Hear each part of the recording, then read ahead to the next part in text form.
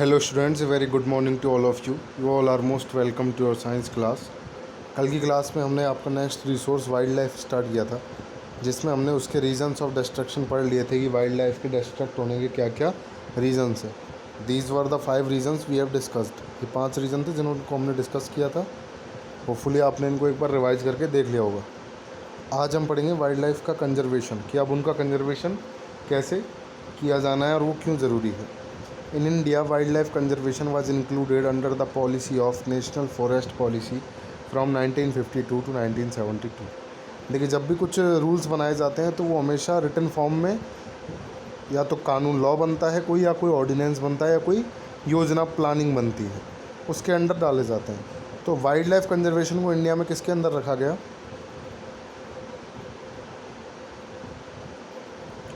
It is put under the national forest policy from 1952 to 1972। 1952 से 1972 में 20 years की कोई पॉलिसी बनी हमारे इंडिया में, जिसका नाम क्या था? National forest policy. उसके अंदर ही कौन सा पॉइंट रख दिया गया? Wild life conservation. अब देखो, फॉरेस्ट आपने पिछला नेचुरल रिसोर्स पढ़ा था, लेकिन फॉरेस्ट का ही एक पार्ट क्या होती है? वाइल्ड लाइफ होती है। तो फॉरेस्ट पॉलिसी में ही इसको भी इंक्लूड कर दिया गया। For safety and security of the wild life in 1972 wild life security ordinance was introduced. अब एक तो उनकी सेफ्टी के लिए और सिक्योरिटी के लिए 1972 में एक ऑर्डिनेंस लाया गया, wild life security ordinance. Ordinance क्या होता है? जब भी कोई लॉ बनाना होता है तो सबसे पहले अपने जो पार्लियामेंट है उसमें ऑर्डिनेंस पेश किया जाता है, वो बाद में फिर लॉ बन जाता है जब वो पास करा लिया जाता है पार्लियामेंट के दोनों हाउसेस से, which is now applicable along with many amendments. तो ये सबसे पहला लॉ, एक तरह ऑर्डिनेंस पेश किया गया, जिसका नाम क्या था? वाइल्ड लाइफ सिक्योरिटी ऑर्डिनेंस, जो अब तक लागू है, अप्लाइड है अभी तक। इसके अकॉर्डिंग हमें पनिशमेंट दी जाएगी अगर हम किसी हंटिंग करेंगे, इलीगल हंटिंग करेंगे, किसी एनिमल को मार देंगे, या हमें उन एरिया में गलत काम करने के लिए चालान किया जा सकता है हम पर। जो भी इसके अंदर रूल्स हैं वो सब अब तक अप्लाइड हैं, और along with many amendment. Amendment का मतलब होता है सुधार। कोई चीज़ जब नियम में छोड़ दी जाती है तो लोग उसके बाहर से यूज़ कर लेते हैं उस नियम को।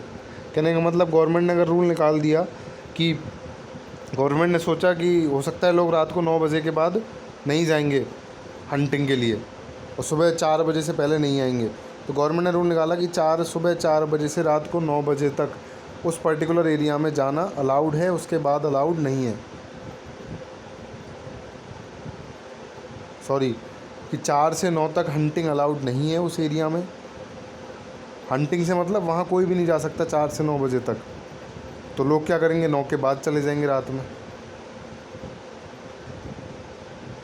इसके अलावा गवर्नमेंट ने रूल निकाल दिया कि किसी पर्टिकुलर मैंगो ट्रीज़ को नहीं काटेंगे, उस एरिया के मैंगो ट्रीज़ को नहीं काटा जाएगा। तो लोग मैंगो ट्रीज़ की जगह कोई दूसरा ट्री काटने लग जाएंगे, नीम का ट्री काटने लग सकते हैं वो, क्योंकि रूल में तो मैंगो ट्री लिखा हुआ है, तो गवर्नमेंट उनको पनिशमेंट नहीं दे सकती।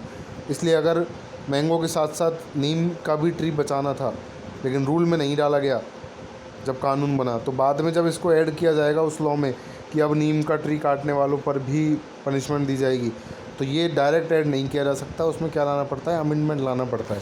तो कई सारे इसमें क्या किए गए हैं? अमेंडमेंट किए गए हैं वाइल्ड लाइफ को कंजर्व करने के लिए। आपकी बुक में ये फ़ोटो दी गई है नीचे, यहाँ कंप्लीट नहीं है, इसमें सारे वाइल्ड लाइफ एनिमल्स की फ़ोटो है।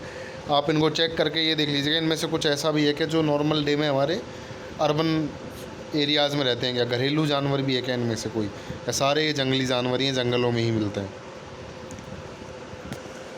ये अपने इंडिया में हुआ था वाइल्ड लाइफ से related.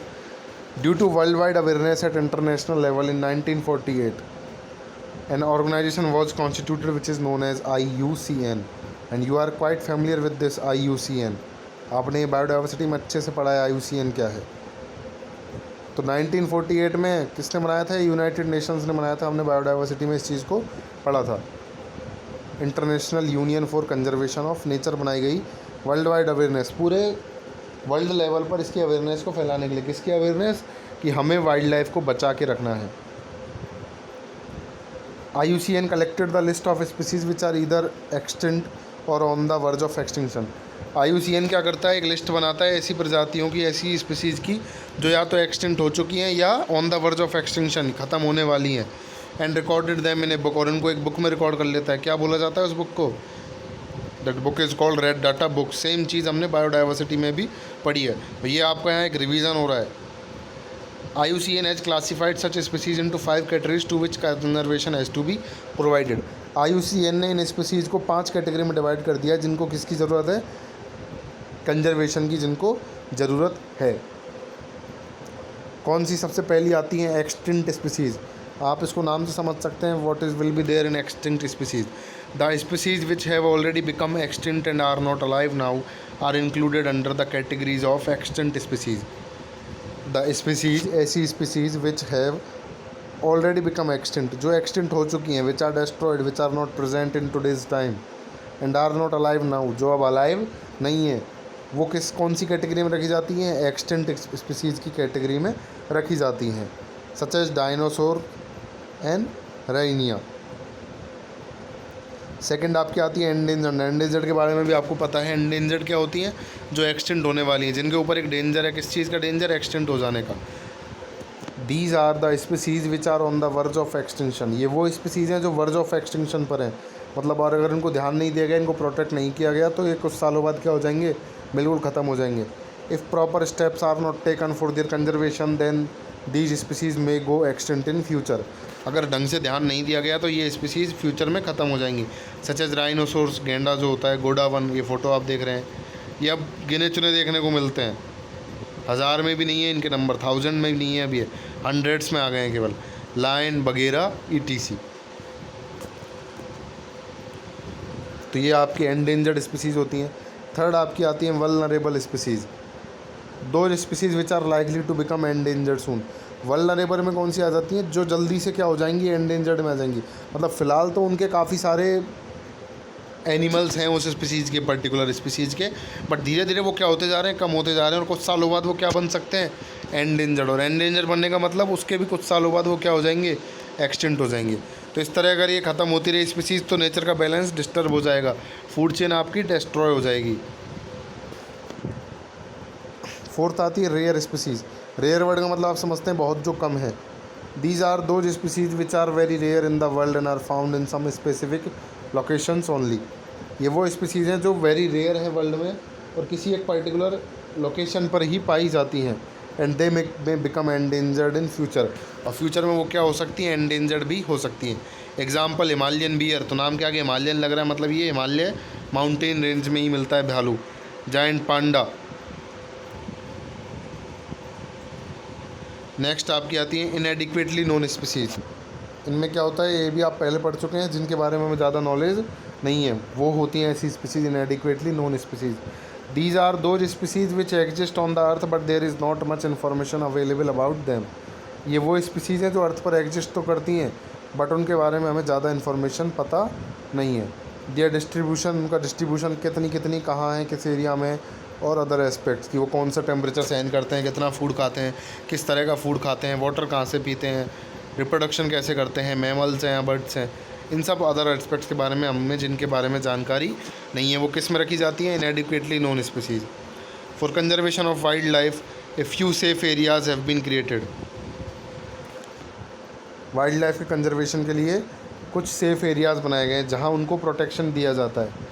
Some of which are, कौन से होते हैं वो, नेशनल पार्क हो जाते हैं, वाइल्ड लाइफ सेंचुरी हो जाती है, बायोस्फीयर रिजर्व हो जाते हैं, ओरन हो जाते हैं, ETC।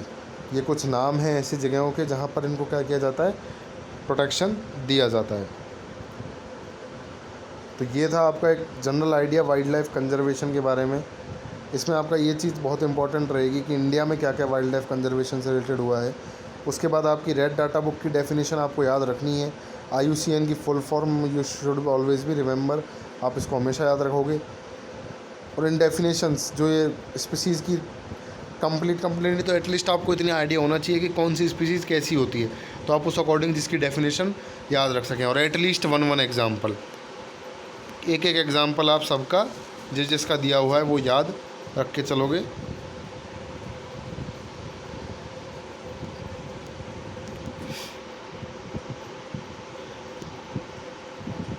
अब नेक्स्ट हम डिस्कस करेंगे कि जो वाइल्ड लाइफ कंजर्वेशन के लिए एरियाज़ बनाए गए हैं उनके बारे में एक एक करके हम पढ़ेंगे। सबसे पहले आते हैं नेशनल पार्क। नेशनल पार्क क्या होते हैं, देखिए नाम आपने कई सुने होंगे, रणथंभौर नेशनल पार्क हो गया, सरिस्का हो गया अपने राजस्थान की अगर अपन बात करें तो, सतपुड़ा हो गया जैसे एक नेशनल पार्क है, एक काफ़ी फेमस नेशनल पार्क है जिम कॉर्बेट नेशनल पार्क है, एक उत्तराखंड में पड़ता है ये, कई सारे नेशनल पार्क हैं। National parks are those natural areas where wild life can be conserve within natural environment. National park कौन से एरिया हैं जहाँ उसी नेचुरल एनवायरनमेंट में, जिस जगह जो वाइल्ड लाइफ पाई जाती है उसी एरिया में उनका कंजर्वेशन किया जाता है। कैसे किया जाता है कि उसी पर्टिकुलर एरिया को पूरे को क्या कर दिया जाता है, प्रोटेक्टेड कर दिया जाता है, तो वो क्या बोल दिया जाता है, नेशनल पार्क बोल दिया जाता है। In national parks animal grazing is completely restricted. Animals की हंटिंग में कम्प्लीटली क्या होती है, रेस्ट्रिक्टेड होती है। Entry of private organisation for the purpose of private work is restricted. वहाँ कोई भी प्राइवेट कंपनी अपना काम नहीं कर सकती, कोई भी फैक्ट्री नहीं लगा सकता, वहाँ कोई भी अपनी ज़मीन पर वहाँ खेती नहीं कर सकता, वो सब वहाँ गवर्नमेंट के अंडर में होता है। गवर्नमेंट जो चाहेगी वो वहाँ होता है, आप अपना प्राइवेट कोई भी काम वहाँ नहीं कर सकते। Some parts of the national parks can be develop to promote tourism. कुछ पार्ट्स नेशनल पार्क में ऐसे बनाए जाते हैं जो टूरिज़्म के लिए खोल के रखे जाते हैं, जिससे वहाँ टूरिज़्म के लिए लोग आ सकें और उनका खर्चा चल सके उन पार्क्स को मेंटेन करने का। वो टूरिज़्म में टिकट लेते हैं लोग, टिकट से उनको पैसे मिलते हैं। जैसे सरिस्का घूमने का टिकट होता है, रणथंभौर में सफारी का टिकट है। Their policy decision and management are under the control of central government India. देखो इनकी पॉलिसी डिसीजन, जो रूल्स बनेंगे सेंट्रल पार्क से, कितना एरिया होगा, कितने उसमें किस चीज़ों की सप्लाई की जाएगी, कितने वहाँ एम्प्लॉयज़ वर्क करेंगे, उनकी सैलरीज़ क्या रहेंगी, ये सब डिसीजन कौन लेता है, सेंट्रल गवर्नमेंट लेता है। और एक किसी भी पार्क को नेशनल पार्क डिक्लेयर करने, किसी भी जगह को, किसी भी एरिया को नेशनल पार्क केवल सेंट्रल गवर्नमेंट ही डिक्लेयर कर सकती है। In India 166 national parks have been established till now. India में अब तक 166 नेशनल पार्क बनाए जा चुके हैं। Major national parks of India, famous major national parks देख लेते हैं अपन। सबसे पहला आता है काजीरंगा नेशनल पार्क, वो क्या है, असम में। ये अभी न्यूज़ में चल रहा है, आप मुझे बताएंगे कल कि ये क्यों न्यूज़ में चल रहा है अभी, असम का काजीरंगा नेशनल पार्क। सेकंड गिर नेशनल पार्क, कहाँ है, गुजरात में। ग्रेट हिमालयन नेशनल पार्क कहाँ होगा, हिमाचल प्रदेश में। Bandipur national park, Karnataka. Satpura national park, Madhya Pradesh. Sundarban national park, West Bengal. Ranthambore national park, Rajasthan. Keoladeo national park, Keoladeo अपने जो भरतपुर में घना है उसे हम केवलादेव भी कहते हैं, वो भी कहाँ है, राजस्थान में। Gym Corbett national park Uttarakhand में है। ये कुछ फेमस नेशनल पार्क्स हैं अपने कंट्री के। ये हुआ नेशनल पार्क्स के बारे में। नेक्स्ट हम डिस्कस करेंगे सेंचुरी के बारे में। Sanctuary, it is also a reserved area, ये भी एक रिजर्व्ड एरिया है। In this area gaming and hunting of wild animal is prohibited. यहाँ आप शिकार नहीं कर सकते, उनके साथ कुछ खेल नहीं सकते एनिमल्स के साथ जो वाइल्ड एनिमल है। The permission of entry is given to any private organization only if the activities are creative and it does not have any bad impact on the wild life. ये एक difference हो जाता है किस किस में, century और नेशनल पार्क में। नेशनल पार्क में तो किसी भी रीज़न से कोई भी प्राइवेट ऑर्गेनाइजेशन अलाउड नहीं होता, but in wild life sanctuary private organizations are allowed. वो अलाउ किए जाते हैं, बस उनका पर्पस देखा जाता है वो क्यों जा रहे हैं, और ये देखा जाता है कि उनके जाने से एनिमल्स पर कोई बैड इम्पैक्ट नहीं पड़ना चाहिए, वो उनको किसी भी तरह से नुकसान नहीं पहुंचाने चाहिए। A total of 515 sanctuaries are there in India. Major wild life sanctuaries in India are given below. कितनी है टोटल, 515 सेंचुरीज हैं। अच्छा एक बात ध्यान रखिए, सेंचुरीज अपग्रेड होकर क्या बन जाती है, नेशनल पार्क बन जाती हैं। तो अगर इनका अपग्रेडेशन हो जाए तो नेशनल पार्क, और अगर नेशनल पार्क का डिग्रेड किया जाए तो उसको क्या बनाया जा सकता है, सेंचुरी। हालांकि अभी तक ऐसा हुआ नहीं है कि डिग्रेड किया हो किसी पार्क को, पर सेंचुरीज़ को कई को किस में बदल दिया गया है, नेशनल पार्क में। मेजर सेंचुरीज देख लेते हैं कौन सी हैं अपनी।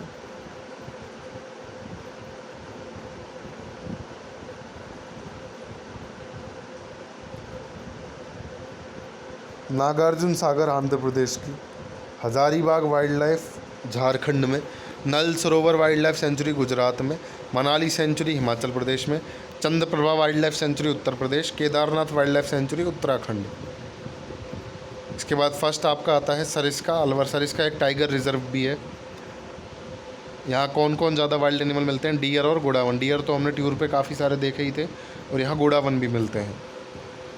सेकंड दर्रा कोटा, कोटा अपने डिस्ट्रिक्ट है राजस्थान का, उसमें दर्रा है, वहाँ बगेरा ज़्यादा मिलता है। फिर सिरोही, ये राजस्थान की बात कर रहे हैं अपन अपने स्टेट की। सिरोही में माउंट आबू में वाइल्ड लाइफ सेंचुरी है जहाँ वाइल्ड कॉक जंगली मुर्गा ज़्यादा मिलता है। चूरू में ताल छापर नाम से है जिसमें ब्लैक डियर काला हिरण मिलता है। कोटा में ही है जवाहर सागर जहाँ मगरमच्छ ज़्यादा मिलते हैं, क्रोकोडाइल। सीता माता फिर है सेंचुरी कहाँ, प्रतापगढ़ में, जहाँ फ्लाइंग स्क्वैरल मिलती है। ये क्वेश्चन आता है in which wild life sanctuary of Rajasthan, नहीं वो सीधे पूछ सकता है ऑफ इंडिया, या केवल ये पूछ सकता है in which wild life sanctuary flying squirrel is found. 7th आपका है कैला देवी। कैला देवी करौली में है, अपने यहीं पास है करौली, वहाँ बेजर्स ज़्यादा मिलते हैं। 8th नाहरगढ़। नाहरगढ़ जयपुर में है, अपनी कैपिटल है जयपुर, वहाँ लेपर्ड और सियार चीता और जयकाल ज़्यादा मिलते हैं। बेजर्स के बारे में मुझे आइडिया नहीं है, मैं आपको ये बता दूंगा बेजर्स को क्या होता है। नेक्स्ट आपका आता है बायोस्फीयर। तो ये होता है सेंचुरी। सेंचुरी और वाइल्ड नेशनल पार्क में आप डिफरेंस समझ लीजिए। नेशनल पार्क में रेस्ट्रिक्शन ज़्यादा होते हैं, वहाँ कोई भी प्राइवेट वर्क अलाउड नहीं होता है, लेकिन सेंचुरी में प्राइवेट वर्क अलाउ किए जाते हैं। इसके अलावा नेशनल पार्क में ना तो कोई प्लांट्स के लिए हर मेडिसिन बनाने के लिए वहाँ कोई पेड़ काटा जा सकता है, ना ही वहाँ कोई अपने जानवरों को चराने के लिए ले जाया जा सकता है, ना ही वहाँ कोई रुक सकता है, वहाँ कोई रह सकता है। अपनी किसी की खुद की ज़मीन हो तो भी वहाँ वो घर नहीं बना सकता।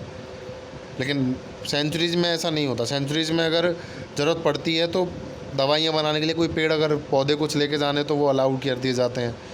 लकड़ी लेके जानी है कोई फर्नीचर बनाने के लिए या फिर ईंधन के लिए, फ्यूल के लिए, तो वो भी अलाउ। पर नेशनल पार्क में ऐसा कुछ भी नहीं होता है, इसलिए national park is upgraded version.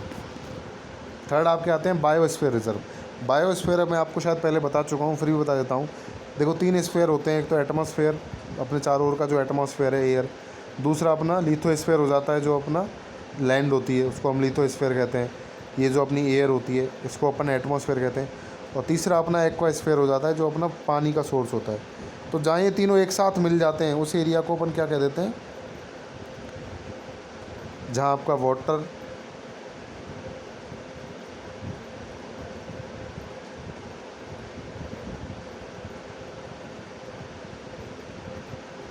और land area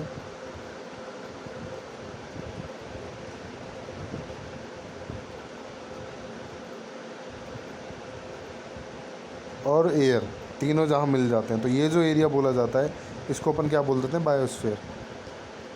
these are natural areas which have been declared as silent places for scientific research.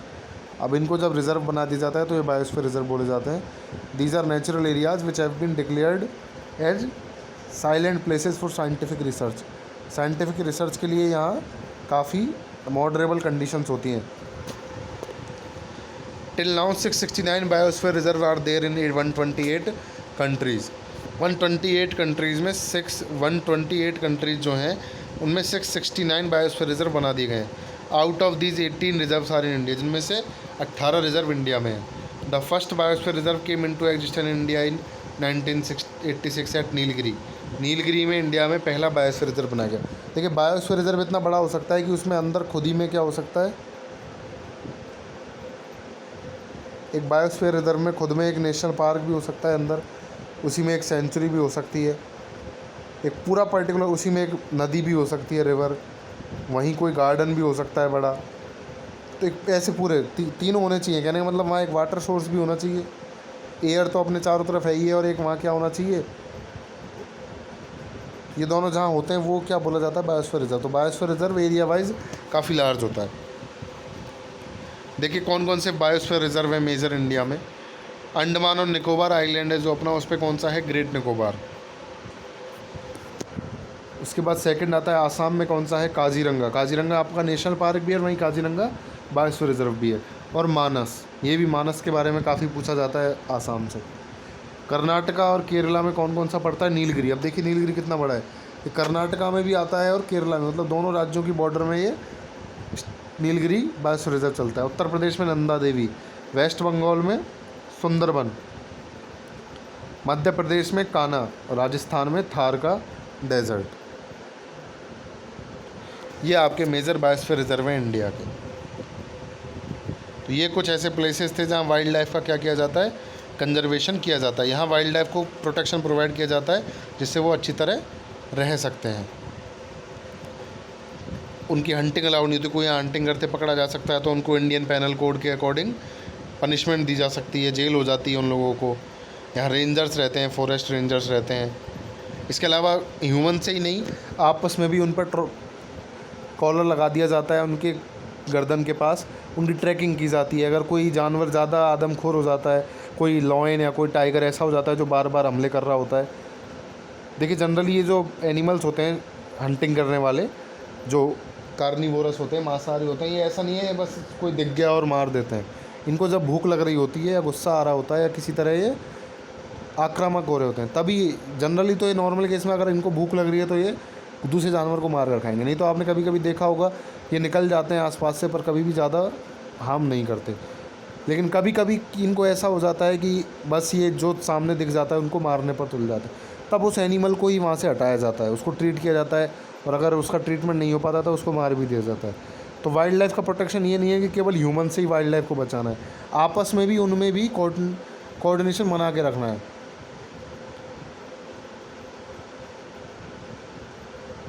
तो इस तरह वाइल्ड लाइफ का प्रोटेक्शन। इसके अलावा जूज़ भी बनाए, जूज़ होते हैं, बायोटिक पार्क होते हैं, जो क्या होते हैं शहरों में ही होते हैं। जू और बायोटिक पार्क में क्या होता है, उनको उनके नेशनल हैबिटेट से उठाकर कहीं बाहर दूसरी जगह लाकर रख दिया जाता है। जैसे आपने इन सिटू कंजर्वेशन और एक्स सिटू कंजर्वेशन, तो ये सारा किसका पार्ट है, इन सिटू कंजर्वेशन का पार्ट है।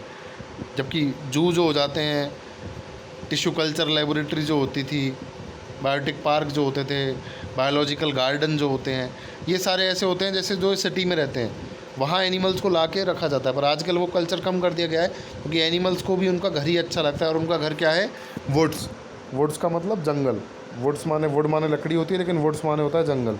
फॉरेस्ट उनका घर है, तो वहीं उनको प्रोटेक्शन दिया जाता है आजकल। उसके लिए ये तीनों चीज़ें डिसाइड की गई हैं। बायोस्फीयर रिजर्व हो गया आपका, और सेंचुरीज़ हो गई एंड नेशनल पार्क्स हो गए। ये आपका वाइल्ड लाइफ प्रोटेक्शन के बारे में कंप्लीट होता है टॉपिक। और आप इसी के साथ आपका सेकंड नेचुरल रिसोर्स भी कंप्लीट हो जाता है। आज की क्लास में इतना ही। कल की क्लास में अपन थर्ड नेचुरल रिसोर्स वाटर को डिस्कस करेंगे कि कैसे उसका कंजर्वेशन और मैनेजमेंट किया जा सकता है।